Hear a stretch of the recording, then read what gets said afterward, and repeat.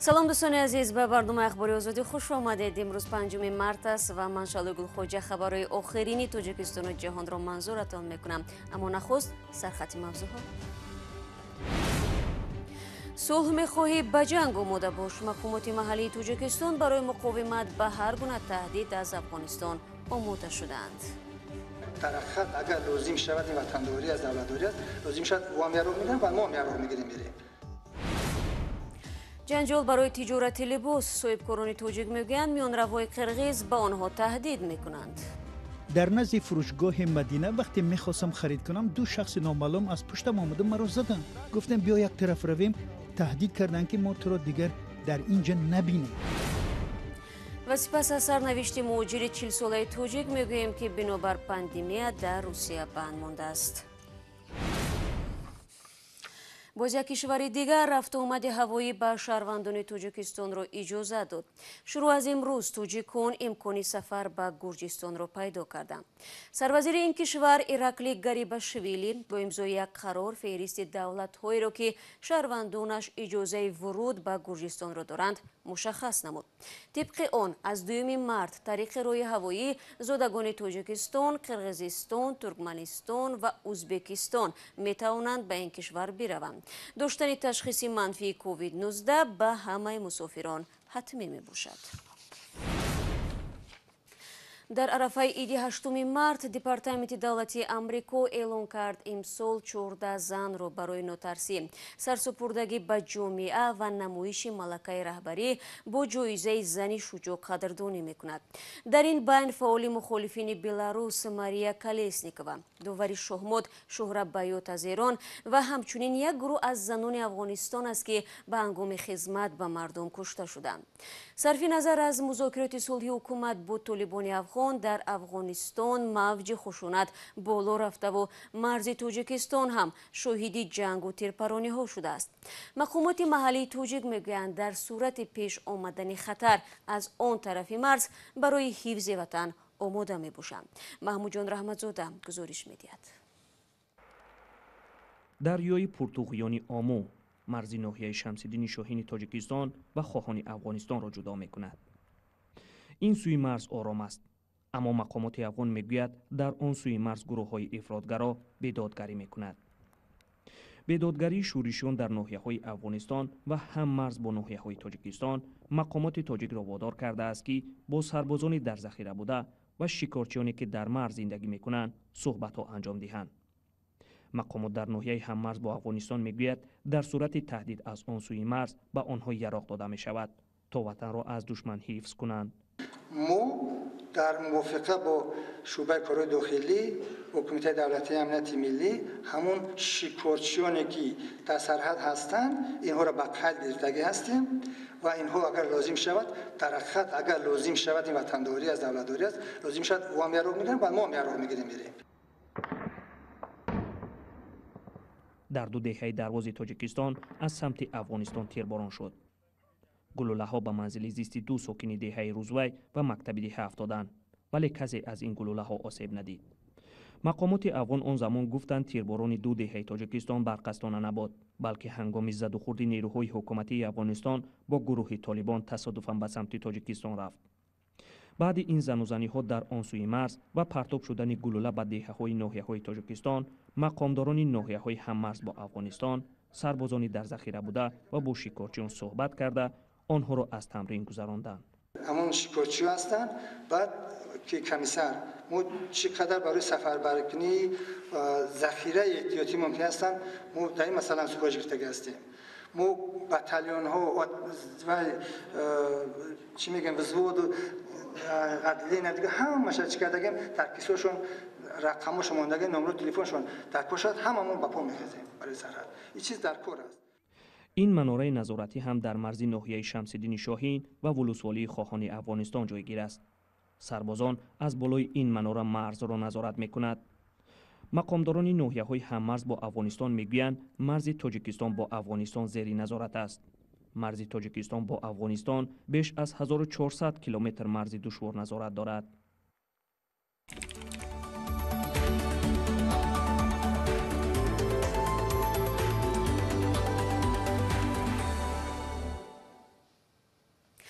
در قرقیزستان تلاش صاحبکاران توجیک برای خریداری مال و کالا بدون میانرو باعث ناراضگی صاحبکاران قرقیز شده به بحث و جنجال کشیده است. تاجران توجیک که پیش مال و کالا استحصال شرکت‌های قرقیزستانی را از دست دوم یا تاجران بازار داردای خریده به خارج صادر می‌کردند، اکنون به واسطه با کارخانه‌های دوزندگی این کشور همکاری دارند. صاحبکاران توجیک از حمله و تهدیدها به جان خود به پلیس شکایت بردند. برای حمایت از آنها تنها کارخانه‌های دوزندگی صدا بلند کرده گردی همایی تشکیل نمودند. تفصیلات در گزارش نوبتی که آن را میرزا نبی خالقزاد تقدیم می‌کند.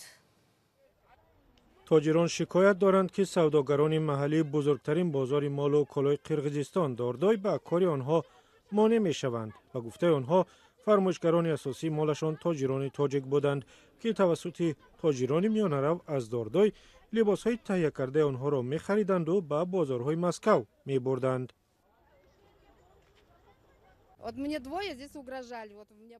دو نفر در همین جا مرا تهدید کرد. به من گفتند شما با تاجیکان کار میکنید و ما حالا میفهمیم که شما در کجا کار میکنید و کارگاهتان را آتش میزنیم. من از ترس به خانه نرفتم، به دیگر طرف رفتم چون که میترسم. من به کارخانه زنگ زده گفتم که در را ببندند. به گفته آنها فرمایشگران اساسی مالشان تاجران تاجیک بودند که توسط تاجران میانه‌رو از داردای لباس‌های تهیه کرده آنها را می‌خریدند و به بازارهای مسکو می‌بردند.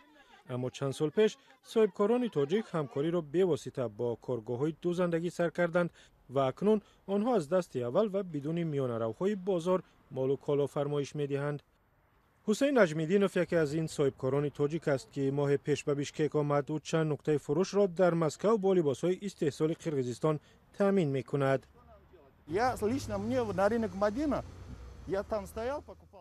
در نزد فروشگاه مدینه وقتی میخواستم خرید کنم دو شخص نامعلوم از پشتم آمده مرا زدند. گفتم بیا یک طرف رویم.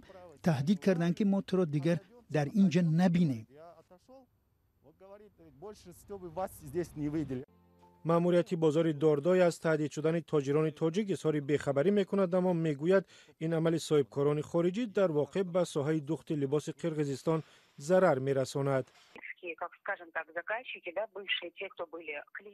فرمایشگران تاجیک که قبلا مشتریان تاجران ما بودند و حالا محصولات ما را با نشان میدین قرقیزستان و به طور قاچاق به بیرون میبرند، اصلا انداز نمیسپارند. با این ساحه ضربه میزنند و نرخ و صفت را پایین میبرند.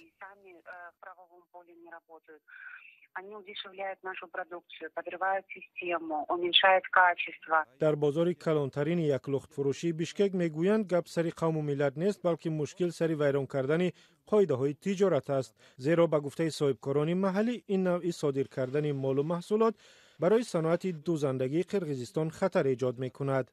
سلام، اگر خط و خبر میخواهید ما داریم. نوید بامدادی، سرخط خبرها، اخبار تاجیکستان و جهان، گزارش‌ها و تحلیل‌ها. چی می‌گذرد و چرا؟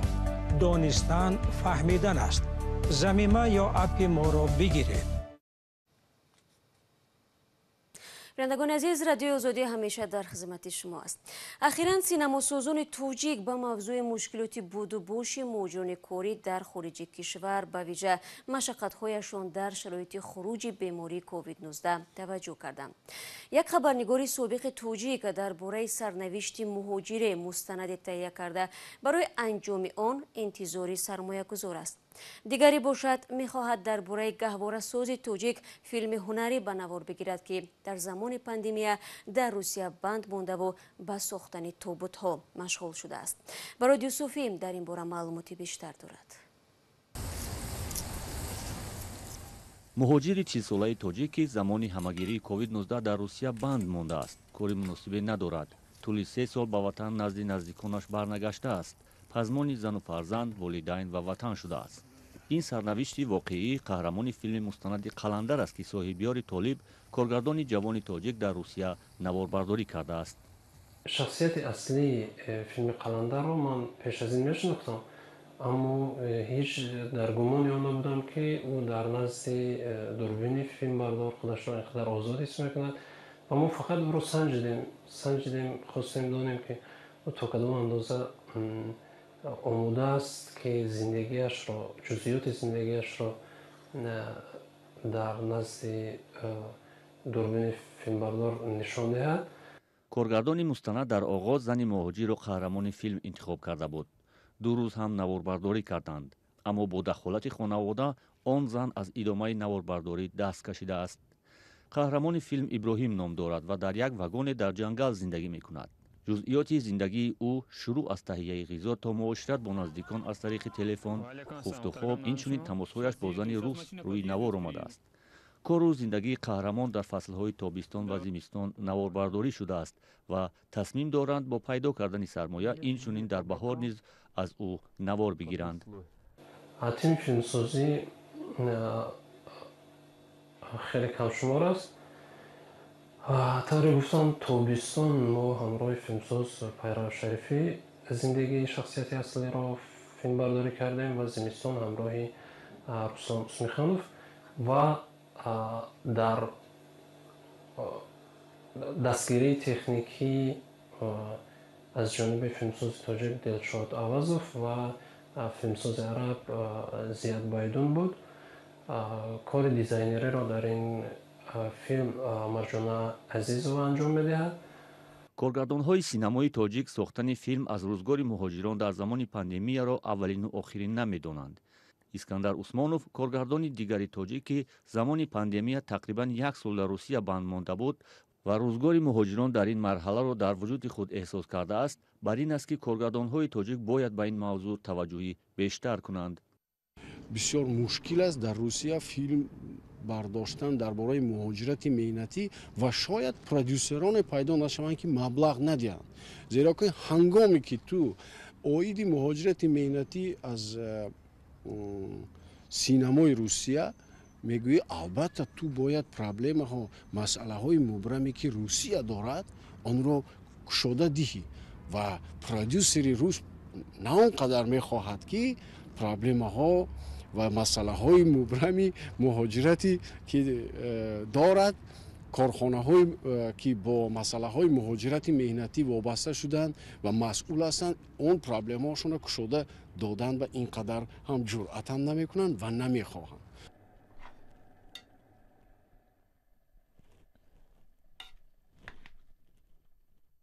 коргардони мустанади қаландар мегӯяд феълан барои идомаи сабти филм дар ҷустуҷӯи сармоягузор ҳастанд. ба гуфтаи ӯ тими наворбардораш то ҳол ҳатто барои кори анҷомдодаашон ҳаққи заҳмат нагирифтаанд. соҳибёр Толибов бовар дорад ки филми қаландарро то охир наворбардорӣ мекунанд, зеро ба қавли ӯ мавзӯи филм сазовори ширкат дар ҷашнвораҳои байналмилалист.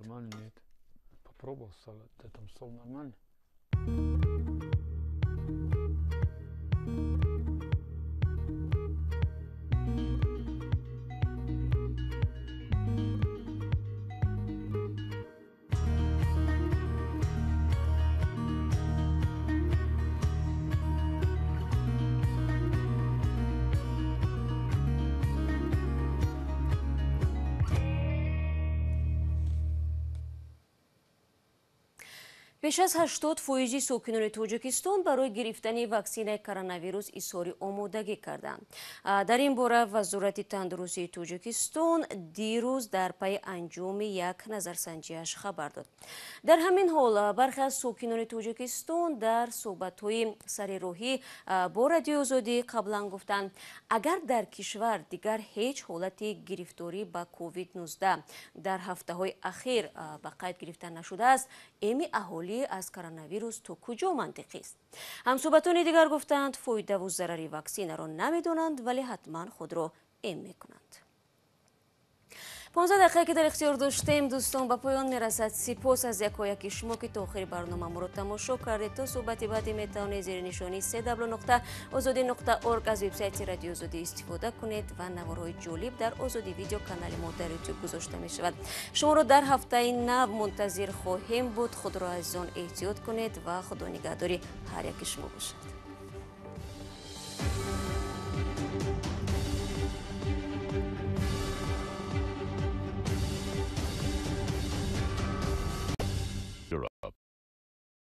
Praha